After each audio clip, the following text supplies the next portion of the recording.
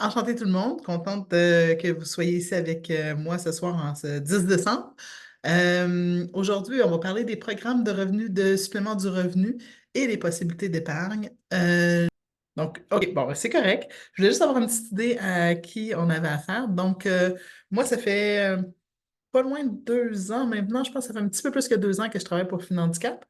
Au départ, j'étais représentante en épargne collective pour Finhandicap et j'ai tombé en développement des affaires pour eux. Donc, je fais tout le lien avec les organismes, les présentations, beaucoup de présentations et aussi beaucoup de communication avec eux.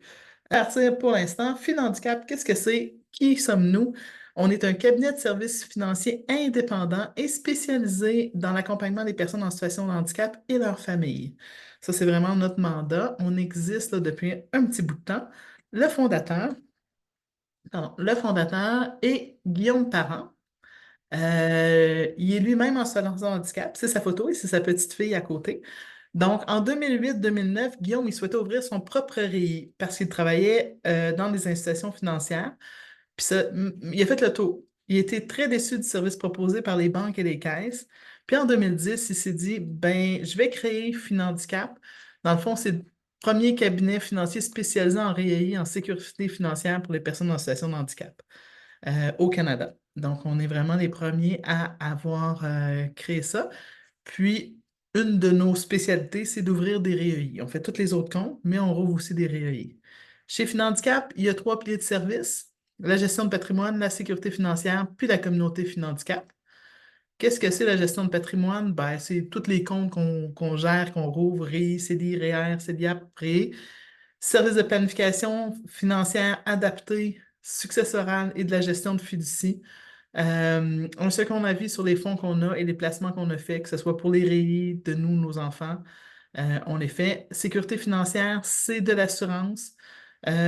Même pour les personnes en situation de handicap, on a des gens qui s'occupent des assurances vives, d'assurance invalidité, maladie grave, puis de l'accompagnement pour obtenir le crédit d'impôt pour personnes handicapées. S'il y en a qui en ont besoin, on peut leur donner un coup de main sur comment remplir, quoi faire, vérifier si ce que le médecin a rempli est bien rempli et était aux normes du CIPH. Et le troisième pilier, la communauté, c'est qui? Ben, c'est des informations beaucoup plus larges, comme on va faire aujourd'hui, sur les régimes de protection, sur les régimes de revenus de base, sur plein de contenus. On fait de la recherche constante en travail social, puis en tout ce qui touche aux personnes handicapées. On fait aussi du référencement vers d'autres professionnels de confiance, des notaires, des comptables spécialisés, des courtiers hypothécaires, des agents d'immeubles spécialisés, des cliniques médicales privées, services d'aide à domicile. Bref, on a vraiment une gamme de référencement qu'on peut proposer à nos clients. Et ben, de la participation, comme on fait aujourd'hui, dans des conférences, dans des cliniques, via des associations et le regroupement. Fait qu'on, n'hésitez pas à faire le passé de mots, on en fait souvent des présentations. Aujourd'hui, ce qui nous intéresse plus, c'est le programme de revenu de base. Qui est sur le programme de revenu de base dans l'assistance ou a une connaissance personnelle de ce que c'est le programme de revenu de base? Est-ce que vous pouvez vous lever la main de façon électronique?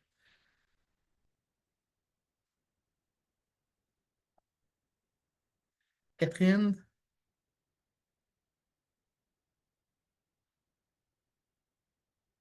les autres, vous ne connaissez pas le revenu de base ou est-ce que vous... Parce qu'on va en parler beaucoup aujourd'hui. Donc, qu'est-ce que c'est? Dans le fond, qui peut accéder au revenu de base? Le premier critère pour le revenu de base, c'est d'avoir au moins fait 5 ans et demi sur les 6 dernières années, d'avoir été soit sur le programme de solidarité sociale, soit sur un programme comme la RRQ, la RPC, la CNSST, Invalidité, ou d'avoir eu des allocations familiales avec le supplément pour enfants handicapés nécessitant des soins exceptionnels. Ça veut dire que ça fait 5 ans et demi qu'on a le SEHNSE. Puis là, il y a plusieurs personnes qui le prononcent différemment, là. Ce que j'ai entendu le plus souvent, c'est le sens, mais des fois, il y a d'autres gens qui le prononcent différemment. Donc, ça fait 5 ans et demi. Aux 18 ans de l'enfant, il peut avoir directement le revenu de base parce qu'on a cumulé nos 5 ans et demi. Si notre enfant, on n'a pas le supplément pour enfants nécessitant des soins exceptionnels, À ce moment-là, souvent, ce qui va arriver, c'est qu'à 18 ans, l'enfant va être sur la solidarité sociale. Le programme de solidarité sociale, lui-ci, va cumuler 5 ans et demi et automatiquement, au bout de 5 ans et demi, il va tomber sur le programme de revenu de base. Donc, les points, les points clés du PRB. Bon, le PRB, c'est une prestation individuelle. Avant ça, dans l'ancien, le programme de solidarité sociale que vous connaissez, si les personnes étaient en couple, ça causait beaucoup de problèmes parce qu'il y avait un chèque pour deux. Là, une personne, un chèque. OK? Si on est seul, la prestation mensuelle de base est de 1627 cette année pour une personne seule et elle est de 1273 pour une personne en couple ou de 2265 si les deux sont dans les prestataires du PRB. OK? Donc, ça ici, avant ça, c'était extrêmement coupé. Il n'y avait pas beaucoup de différence entre recevoir un chèque comme personne seule ou recevoir un chèque en couple. Maintenant, la différence, oui, il y a une coupure, mais elle est quand même assez notable. Et chacune des personnes dans le couple reçoit son chèque. Donc, ce n'est pas un chèque pour les deux. C'est une prestation qui va être indexée annuellement. Donc, à tous les janviers, donc en janvier 2025, il va y avoir une augmentation qui est équivalente à l'augmentation du coût de la vie que le gouvernement détermine. Là, c'est le même pour tous les programmes. Donc, il va y avoir une augmentation de ça. Donc, c'est indexé annuellement. Puis, ça nous donne aussi tout ce qu'on avait le droit, des prestations spéciales, là, lunettes, soins dentaires, aide juridique, tout ça. Ça continue de ce côté-là. Mais ce qui est de vraiment différent, une des gros apports qui est différent, c'est les revenus et la possibilité de travailler sans affecter sa prestation. Qu'est-ce que ça veut dire? Ça veut dire que maintenant, on peut gagner jusqu'à 15 276 par année, et ça, c'est pour 2024. Ça va être indexé à chaque année sans avoir un sou coupé de notre revenu de base. Ce qui représente à peu près 1273 par mois. Dans le fond, on peut travailler pour environ 1273 par mois et pas se voir couper. Mais on peut travailler aussi 3000 dans un mois, zéro dans 2 mois, parce que maintenant, c'est considéré sur l'année et non par mois, le montant. Où est-ce qu'on démontre qu'on a gagné cet argent-là? C'est dans nos rapports d'impôt. Et qu'est-ce qui arrive? L'autre question qui arrive, c'est qu'est-ce qui arrive si je gagne 20 000 par année à la place de 15 276? Bien, la différence entre le 15 000 et le 20 000, je vais être coupé, mais pas du 1 pour 1 comme c'était présentement sur la solidarité sociale, mais à 55 pour des revenus excédentaires. Donc, ça va me permettre de conserver toujours beaucoup plus d'argent que si je n'ai pas travaillé ou si sans me couper complètement. Dans le fond, jusqu'à peu près 51 600 cette année, je vais pouvoir profiter du revenu de base. Après ça, il va y avoir une exclusion parce qu'ils vont considérer qu'à 51 000 ben, je suis capable de pourvoir à mes propres besoins financiers. Je n'ai pas nécessairement besoin d'avoir l'État qui m'aide, mais parce que ce qu'on voit beaucoup quand les gens sont situation de handicap, il y a beaucoup de fluctuations économiques qui se passent dans leur vie. Pour les gens qui sont aptes, mais avec beaucoup de difficultés au travail. Donc, il va y avoir des années, et ça tant pour les handicaps physiques que pour les handicaps, je dirais, moins visibles. Ce qui arrive, c'est qu'il y a des années que ça va très bien au niveau du travail, ou même des mois que ça va très bien. Et là, pour des questions de santé, que ce soit santé physique, santé mentale, notre capacité de travail redescend.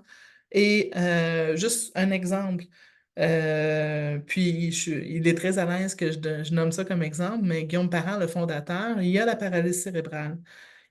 Son pied, dans un spasme, a accroché, il s'est cassé un petit os sur le pied avec sa chaise roulante électrique, là, accroché dans le tapis. Bref, un, un- un petit accident qui, chez une personne qui n'est pas spasmique, aurait pris à peu près 3 semaines. Lui, il a été obligé d'être drogué pendant à peu près 3 mois de temps pour arrêter ses spasmes. Donc, son temps de non-travail était beaucoup plus... Ben, il travaillait encore un peu, mais c'était beaucoup plus difficile pendant 3 mois. Donc, c'est là que le PRB prend ça en considération Puis quand on a une exclusion, c'est-à-dire que si les causes d'exclusion du PRB, là, elles sont simples. Dans le fond, excusez-moi, je vais les mettre ici, sont ici, soit qu'on a des revenus ou des biens trop élevés, soit qu'on est hors Québec, ou soit qu'on a une incarcération. Ce qui va arriver le plus souvent, c'est qu'on va gagner en haut de 51 000.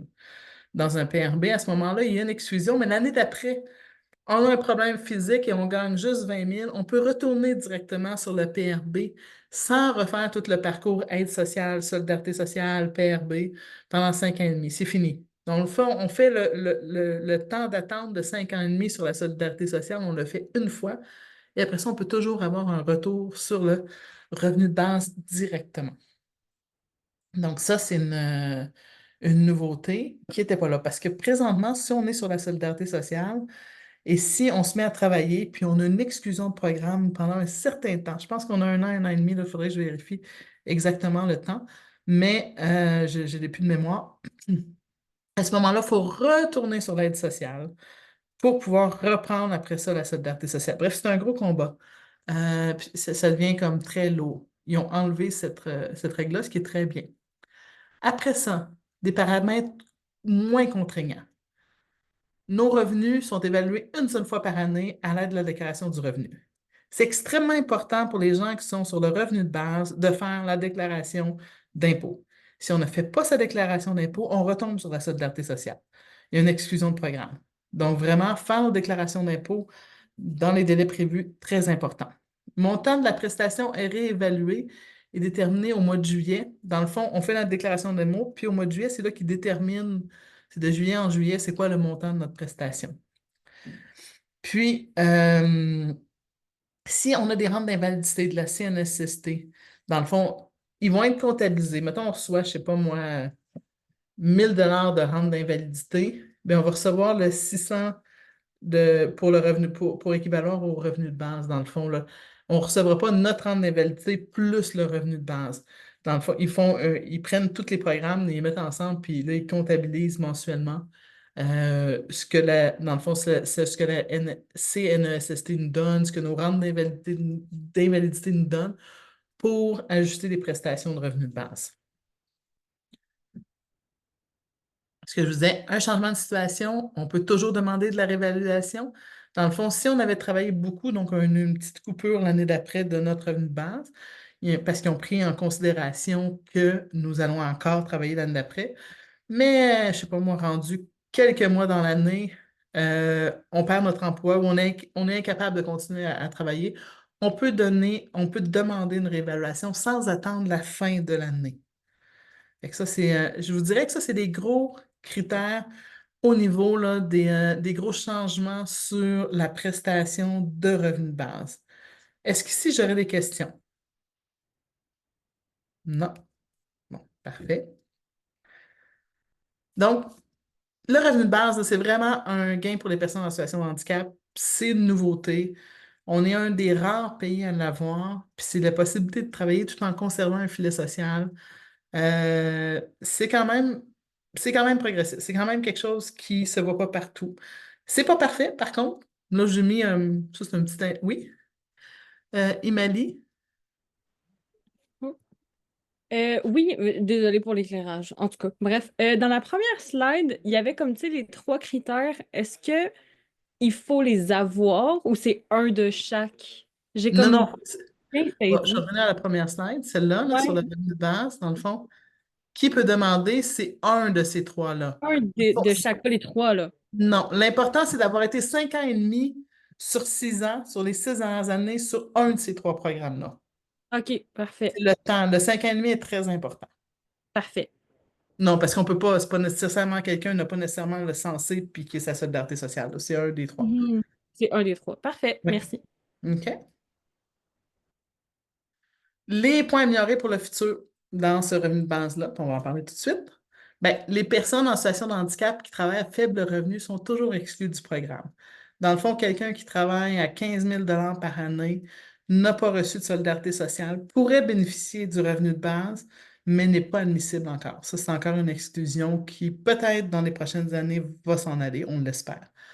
Le délai de 5 ans et demi, c'est long avant de tomber sur le revenu de base. On ne comprend pas pourquoi que le délai est si long que ça. Puis la prise en considération du revenu du conjoint à partir de 29 000. Dans le fond, on n'est pas coupé notre revenu de base tant que notre conjoint ne fait pas en haut de 29 422. Ça, tous ces montants-là sont majorés à chaque année. Et qu'il va y avoir une exclusion de 30 après ça pour tout dollar supplémentaire qu'il fait pour arriver à une prestation nulle. Fait qu'on trouve que c'est beaucoup arriver à une prestation nulle quand on a un conjoint. Ça met les gens en situation de handicap dans une situation de vulnérabilité. Mais je dirais que c'est des points à améliorer pour le futur. Tout programme n'est pas parfait, mais ça a été une belle avancée pareil. On retourne au programme, fin de la petite euh, opinion sur la question. Donc, je reviens. Dans les paramètres moins contraignants, il y a un gros truc qu'on n'avait pas avant, c'est la possibilité de cumuler davantage d'avoirs liquides. OK? C'est quoi les avoirs liquides? Des avoirs liquides, c'est des comptes chèques, des comptes épargne CELI et des comptes chèques, des comptes épargne et des CELI. Ça bénéficie d'une exclusion de 20 000 Avant ça, on avait le droit d'avoir 2 500 dans notre compte de 2500 quand on était sur la solidarité sociale. Maintenant, on a le droit d'avoir 20 000. Il faut faire cependant attention parce qu'aussitôt qu'on a un excédent à 20 000 on va être coupé du 1 pour 1 dans notre prestation. Donc, vraiment, il ne faut pas aller en haut de 20 000 dans nos comptes. Là, vous dites, ouais, mais les gens ne sont pas très riches. Oui, mais il y a des situations où une personne handicapée travaille, même à faible revenu, mais reste chez ses parents qui chargent une petite pension parce qu'ils n'en ont pas besoin. Le 20 000, puis lui, il n'a pas tant de dépenses. Le 20 000 peut être atteint assez vite, par contre. On le voit, nous, dans notre pratique, donc il faut faire attention à ça. Ici, ce qui est expliqué aussi en totalité, c'est la valeur de la résidence. Donc, on peut donner en héritage notre résidence à notre enfant en situation de handicap.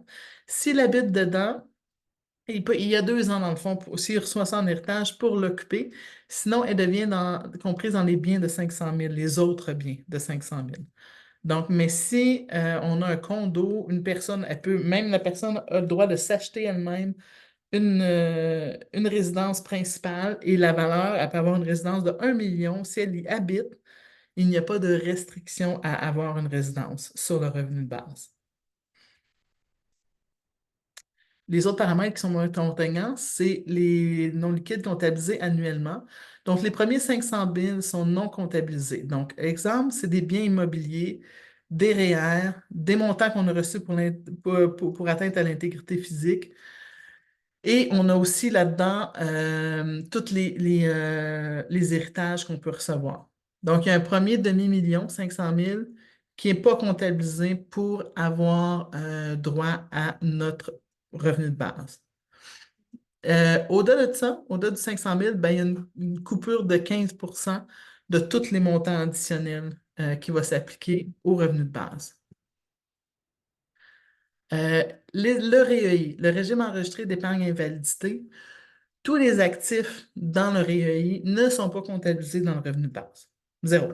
Il n'y a pas il y a pas de comptabilisation du REEI. Ça rentre ni dans 500 000, ni dans le 20 000. C'est complètement à part le REEI et ce n'est pas comptabilisé dans le revenu de base. Le revenu de base fédéral. À partir, dans le fond, l'importance d'avoir le crédit d'impôt pour personnes handicapées. Si on est en situation de handicap, OK? Puis si vous êtes travailleur du milieu, la question se pose tout le temps. Oui, mais la personne ne paye pas d'impôt. Pourquoi que je vais dire d'aller chercher le crédit d'impôt pour personnes handicapées? Parce que le crédit d'impôt, oui, ça donne le droit à avoir des impôts non remboursables, mais à partir de juillet 2025, ça va te donner le droit aussi à avoir une prestation de revenu de base pour atteindre jusqu'à 200 par mois.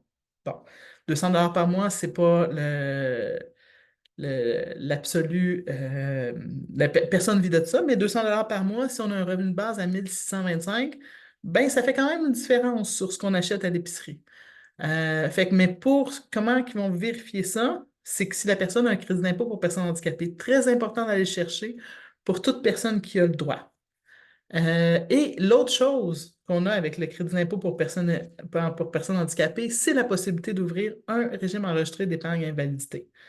Je vais vous donner quelques slides sur le régime d'épargne invalidité parce que ça fait partie des choses que de la sécurité des personnes handicapées, c'est très important d'en ouvrir. Bon, destiné, c'est à l'abri des coupures. Dans le fond, là, c'est une façon d'accumuler de l'argent à l'abri des coupures du gouvernement, puis à l'abri des programmes. Dans le fond, il n'y a pas de programme qui vont regarder si tu as un REI ou non. Les subventions dans un REI, ça peut monter jusqu'à 70 000. Tu peux aller chercher 70 000 de subventions au gouvernement. Des subventions, c'est de l'argent que le gouvernement te donne pour l'argent que tu mets. Donc, une cotisation maximale, c'est à peu près 1 500 par année. Puis là, je vais passer un petit peu vite. Si vous voulez, vous pouvez, je peux y aller plus lentement parce qu'on a quand même un peu de temps, mais le sujet pas. Mais je trouvais ça important d'en parler un petit peu. 1 500 par année, le gouvernement met 3 500 jusqu'à un maximum de 70 000. Fait que ça prend 20 ans à aller chercher toutes les cotisations du REI. Puis les bons, c'est quand tu es à faible revenu, le gouvernement met 1 000 $ dans ton REI juste pour avoir ouvert un REI. Donc, même, et encore plus, je dirais, important pour les gens qui sont à très faible revenu, les familles à faible revenu, d'ouvrir un REI, c'est parce qu'ils vont recevoir des bons directement dès la naissance de l'enfant, si l'enfant est en situation de handicap. Et c'est le parent avec le plus faible revenu des deux parents, si les parents sont séparés, sinon c'est le revenu familial, que le gouvernement va se baser pour établir le revenu familial. Donc, souvent, tu sais, il y a un parent qui va travailler beaucoup moins. Bref, euh, cette cotisation, c'est 20 000 par année. Fait que je vous donne deux exemples. Puis, tu sais, les années pour faire parler le REI, c'est des années qui sont très importantes. Donc, à 6 % d'intérêt, quand on a ouvert à la naissance, rendu aux 60 ans, puis là, c'est peut-être un petit peu petit, là, mais vous êtes pas loin d'avoir 1,5 million pour avoir investi 30 000 à vie. Tandis que à partir de 29 ans, si on a investi 30 000, on est prêt d'avoir 700 000. C'est quand même des bons montants, OK? Pourquoi? Parce que l'intérêt composé, l'orange, le bleu ici, c'est ce que vous mettez, l'orange, c'est ce que les gens mettent, et le vert, c'est ce que l'intérêt composé. Donc, le temps, c'est beaucoup d'argent. Là, je vais vous parler de l'histoire d'Alexandre. Alexandre n'existe pas vraiment, mais c'est un cas que j'aimerais aborder parce qu'il arrive souvent, puis je vois qu'il y avait quand même plusieurs personnes du milieu. Situation de handicap à partir de 35 ans due à une maladie dégénérative. Donc, à partir de 35 ans, il a eu le droit au CPH. Il est présentement, après 4 mois d'invalidité, ça fait 4 mois qu'il est en invalidité, il n'est plus capable de travailler. Il veut demander le revenu de base. Il y a la valeur résiduelle sur sa maison de 1 750 $. Il y a un CELI de 3 500. Il est inapte au travail. Que doit-il faire? Il n'y a pas d'assurance, il ne reçoit rien, il ne reçoit pas de la CNSST parce que c'est une maladie dégénérative. Il est un travailleur autonome. Qu'est-ce qu'on fait avec lui? Et là, dans la vie, nous on le voit parfois, quand Alexandre se présente, la première chose, c'est qu'il va dire, ben, je vais avoir besoin de solidarité sociale, j'ai plus rien. Fait qu'il arrive au bureau de solidarité sociale, la solidarité sociale dit, il faut que vous liquidiez tous vos actifs. OK? Fait qu'il dit OK. Fait que là, il vend sa maison, il commence à utiliser l'argent de son CELI parce qu'il dit, vous ne pouvez pas avoir plus que 2 500 d'actifs. C'est correct. Fait qu'il commence à liquider ça. Qu'est-ce que Alexandre aurait pu faire pour conserver son argent et ne pas conserver de l'actif? Est-ce que vous avez une idée? Parce que ne pas avoir d'actifs ne veut pas dire ne pas avoir aucun placement. Dans le fond, des REER sur la solidarité sociale, jusqu'à 60 000 de REER, c'est accepté pour demander de la solidarité sociale qui éventuellement va devenir un revenu de base. Donc, ça, c'est un premier truc qu'on peut mettre des choses en REER. Un CELI, on ne peut pas en avoir, mais on pourrait avoir des REER sur un certain montant. Après ça, on peut mettre jusqu'à 200 000, on peut cotiser jusqu'à 200 000 dans un REEI, régime enregistré d'épargne invalidité. Donc, moi, ce que je conseillerais à Alexandre, c'est de prendre un peu de REER, puis de cotiser, pas complètement à son REEI, mais en partie. Pourquoi? Parce que sur la solidarité sociale, il peut retirer 975 par mois de son REEI, mais il ne doit pas avoir, en tout cas, il y a comme des règles du REEI, puis je ne les ai pas tous expliquées, mais il ne peut pas avoir de subvention. Il faut qu'il refuse des subventions au début, puis au bout de 5 ans, quand il tombe sur le revenu de base, là, à ce moment-là, il va pouvoir les accepter. Donc, ne pas avoir de placement, parce qu'un REEI, c'est un placement, et ne pas avoir d'actif, c'est deux choses différentes. Fait que là, je voudrais, si vous retenez une chose de la conférence aujourd'hui, là, c'est celle-là, c'est que ne confondez pas actif et placement. Ça ne veut pas dire argent. Ça ne veut pas dire ne plus avoir d'argent, ne pas avoir d'actifs. Ça veut dire ne pas avoir de compte en banque, ne pas avoir de CELI. Bref, il y a vraiment des règles très précises où on peut travailler avec les gens et avoir une situation beaucoup mieux pour eux. Parce que sur la solidarité sociale, tu reçois 1200. Mais si lui, il recevait 1200 puis il était capable de retirer 975 de son REEI par mois, ben, ça ferait en sorte qu'il y aurait un revenu beaucoup plus décent, puis il serait capable de vivre. C'est sûr que sa vie ne va pas aller aussi bien que quelqu'un qui avait un bon revenu, une maison et tout ça. Mais il n'est pas obligé de tout liquider. Puis il y a une autre chose qu'il peut faire, c'est qu'il peut prendre l'assurance pour l'assurance rachetable à ses 65 ans. Fait qu'à 65 ans, quand il va être sur la pension de vieillesse, il va pouvoir cacher une partie de son assurance. Bref, il y a plein de choses qui sont possibles, qui sont connues. Connu et méconnu, je dirais. Mais que nous, on connaît bien et qu'on travaille avec là, les programmes pour pouvoir le faire. J'ai passé vite sur certaines choses. Est-ce que vous auriez des questions? Est-ce que vous voudriez que je vous en parle plus de certaines parties?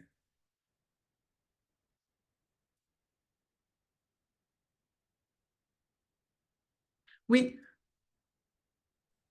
oui, Catherine. Oui, je m'excuse, ma caméra ne fonctionne pas, mais Euh, je trouve ça super intéressant là, dans ce cas-ci. Puis, tu sais, ce serait le fun je sais que vous ne pouvez rien y changer, là, mais parce que le bureau d'aide sociale mentionne cette information-là concernant tu sais, placement versus actif, puis qui n'est pas obligé de tout liquider, mais en fait, qui peut tout placer. Euh, il peut placer tant qu'il est handicapé, tant qu'il a le crédit d'impôt pour personnes exact. handicapées. Là, il peut placer une partie en REEI, il peut acheter de l'assurance pour ses 65 ans, il peut mettre de l'argent. Ça va prendre à peu près comme 6 mois, un an, là, tout faire ça, là. La réalité est là. Mais quelqu'un qui a vraiment beaucoup d'actifs, là, il ne faut pas liquider tous ses actifs et attendre qu'il y ait juste 2500 à vie pour demander de l'aide sociale. C'est pas ça qu'il faut faire. OK. Fait que dans ce temps-là, quand ils ne savent pas quoi faire, ben, on vous les envoie, c'est ça? Oui, avec plaisir, on va les aider. C'est Ça marche. vraiment, puis plus vite vous me les envoyez, plus vite vous abordez le tabou avec les gens qui tombent en situation de handicap des finances. Parce que c'est très tabou au Québec de parler de finances. On ne sait souvent pas comment faire en tant qu'intervenant. On a de la difficulté à avoir une opinion, on a de la difficulté à émettre ça, mais plus vous le faites vite, plus vous les référez à des gens qui sont capables de leur donner un coup de main, plus leur situation, parce que veux pas, là, ta situation d'acceptation, là, ça va mieux quand tu as 2000, à peu près 2200 par mois que quand tu as 1200 par mois. Tu sais, il y a des choses qui vont mieux comme ça dans ta vie quand tu as un peu plus d'argent. L'argent ne fait pas le bonheur, mais ça ne nuit pas, je dirais. Fait que abordez le tabou, ayez pas peur de rentrer dedans, puis ayez pas peur d'en parler là, ouvertement, de dire, OK, il y a des solutions possibles. Mais tu sais, ta façon de voir les finances va changer, doit changer, puis ça fait partie des processus d'acceptation. Qu'on parle pas du tout. Une des raisons, c'est que beaucoup d'intervenants du milieu ne sont pas formés. Au Québec, on rouvre 60% de moins qu'en Colombie-Britannique de crédit d'impôt pour personnes en situation de handicap. C'est énorme. Ça veut dire que si on ne rouvre pas les CIPH, on ne rouvre pas des régimes enregistrés d'épargne invalidité aussi, parce qu'il faut avoir le CIPH pour avoir le régime enregistré d'épargne invalidité. Donc, on laisse sur la table beaucoup d'argent. C'est ça qu'on laisse sur la table. Parce que ce n'est pas connu du milieu et ce n'est pas quelque chose que les gens comprennent bien. Faudrait vraiment le faire connaître un peu plus. Est-ce que vous auriez d'autres questions? Oui, il y a une question dans le chat. Après Oui, 5 ans et demi, est-ce que le programme de revenu de base arrive automatiquement ou il faut en faire oui. la demande? Non, il n'y a pas à faire la demande sur le programme de revenu de base. Il arrive automatiquement si vous êtes sur la solidarité sociale. Si vous êtes sur les autres régimes, je vous avoue que comme ce n'est pas exactement les mêmes, moi, je vérifierais par contre. Mais si vous êtes sur la solidarité sociale, comme c'est le même programme qui gère le revenu de base que la solidarité sociale, dans le fond, il y a pas, ça s'en va directement. Si vous êtes sur la CNSST, RRQ, RPC, je vérifierai. On n'en a pas vu beaucoup des cas. Ce qui arrive, c'est que pour pouvoir être admissible, si on est dans ce cas-là, dans mon deuxième cas de figure ici, si on veut être, pour pouvoir être admissible, dans le fond, à ces programmes-là, pour le revenu de base, il faut qualifier pour la solidarité sociale. Donc, il ne faut pas avoir des actifs plus que 2 500. Donc, là, quand tu es sur la CNSST, tout dépendant des cas, là, il y a beaucoup de cas qui ne sont pas admis. À ce moment-là, il faudrait faire la demande. Puis pour le sens, on a des cas où qui ont reçu le revenu de base directement à 18 ans. Et on a des cas, on a vu des cas récemment, là, que la personne à la solidarité sociale dit non, il faut que l'enfant fasse 5 ans et demi sur la solidarité sociale. Puis non, ce n'était pas le cas, fait qu'il était en train de faire appel de cette décision-là. Fait que techniquement, fait que le seul, je dirais, qui marche vraiment bien, c'est si vous êtes sur le programme de la solidarité sociale. Là, ils vous ont bougé directement après 5 ans et demi sur le revenu de base. Pour tous les deux autres programmes, c'est un peu plus. Je dirais, faut vérifier ses arrières beaucoup plus avec ça. Est-ce que ça répond à la question?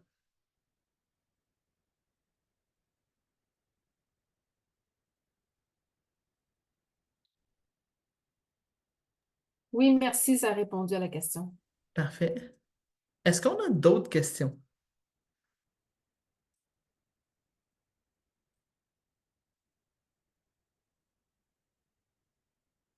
Est-ce que vous souhaiteriez qu'on regarde un cas, on pourrait faire un cas facilement, un petit peu plus avec